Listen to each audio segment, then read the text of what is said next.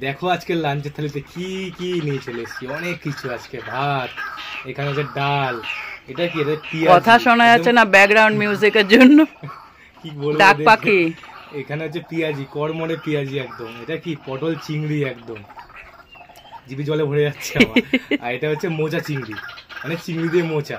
তো এই তিনটে রেসিপি তোমরা আমাদের চ্যানেলে বড় ভিডিও আর শর্টস মিলিয়ে পেয়ে যাবে। তো দেখে অবশ্যই ট্রাই করে নিও। আমি একটু খেয়ে নিই। এগুলো সব শুকনো খাবার, তো শুকনো খেলে ডালটা না পরে খাওয়াই যায়। মোচাটা ট্রাই করে দেখি। কত রকম মিউজিক দিচ্ছে, মোচাটা মারাত্মক হয়েছে।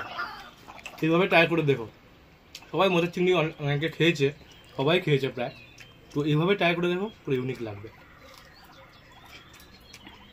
খুব মনে হচ্ছে পুরো মোচাটা আমি দুবার খাবোই, তারপর লেগেছে।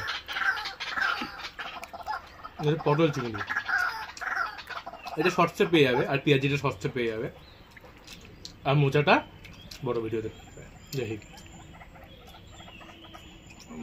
গ্রেভিটা তো মাখন,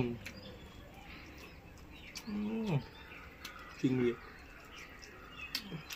ব্যাপক হয়েছে, ব্যাপক। সব করে রান্নাই মারাত্মক হয়েছে। ট্রাই অবশ্যই করো, বুঝিয়ে হবে।